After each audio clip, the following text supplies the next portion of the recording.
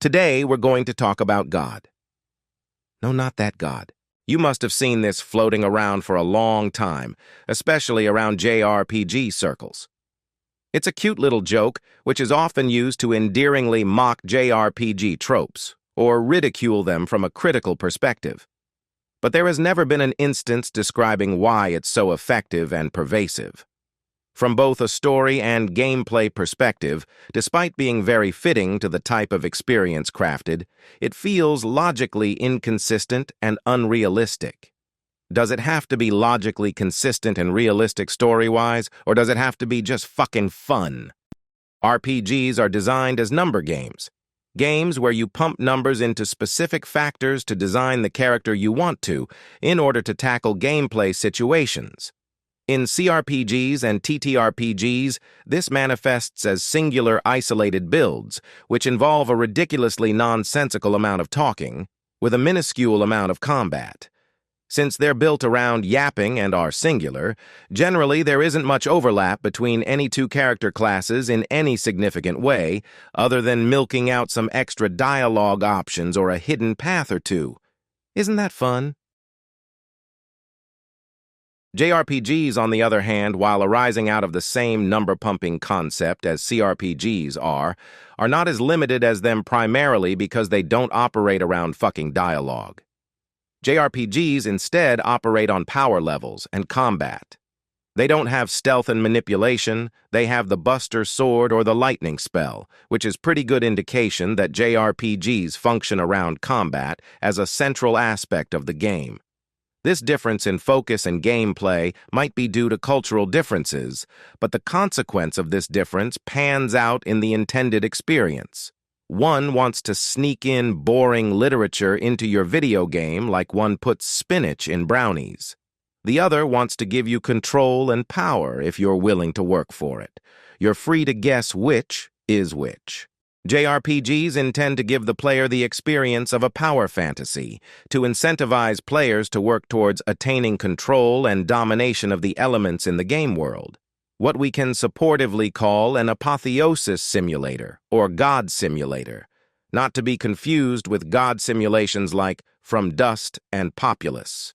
This is good. This is a very potent and surprisingly stable feedback loop with well-defined incentives and appropriate rewards. It's appealing to old-school players who are focused on mechanic mastery over story and dialogue, and it also works from a philosophical perspective, since Asian philosophy is primarily focused around self-mastery and attainment of power through hard work. Sometimes the way JRPGs do this is quite scummy, logically, like in the case of level scaling, although it does feel great when you're overpowered and return to a lower-level area just to decimate former challenges. It's also not good mechanically to insert such a system in a linear RPG with linear progression. There's a significant lack of freedom to be able to exert power on a roller coaster ride which is confined to the rails. Not all old JRPGs are very linear, but a lot of them are, which incapacitates the player from exploring freely, allowing them to pick their own challenges. And I know I've shit on CRPGs a lot, but a lot of the contemporary ones like Skyrim allow you to max out all skills instead of locking you to specific options, giving the player reasonable customizability. But with the inception of Dark Souls, the power fantasy format in JRPGs really crystallized into something special. To the newbies, Dark Souls is a JRPG with a Metroidvania world design and non-linear progression. It has a complex combat system and a unique approach to build creation, which allows it to stand out as a pure distillation of the God Simulator experience. It's so potent in its build customization and power scaling that it's difficult to switch to any other JRPG system of customization after getting used to it. With enough experience, you can be a player who's overpowered in heavy weapons, light weapons, spells, enchantments, consumables, and whatever else.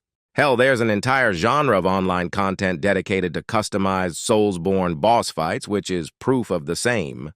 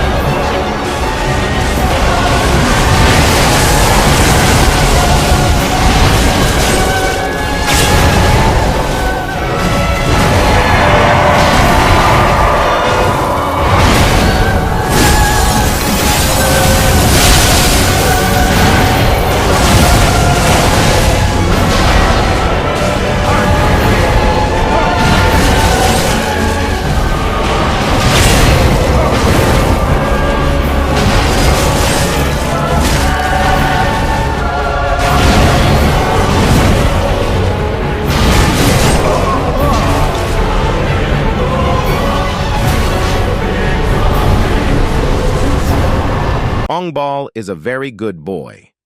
A power fantasy is not inherently bad.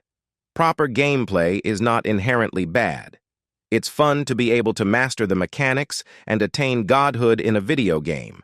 So while this little meme is still a derogatory joke among smug critics and pseudo-intellectuals used to mock the power fantasy of JRPGs, seething about the rejection of their pretentious CRPG tripe, it wouldn't exist if it wasn't so potently engrossing to players. And it is. It's a very potent formula indeed. So potent that it was copy-pasted into many millions of games out there. The next time you see overpowered Binding of Isaac runs where Isaac is so powerful the game ends up crashing, remember to pay respects to its spiritual ancestors and brothers from other mothers.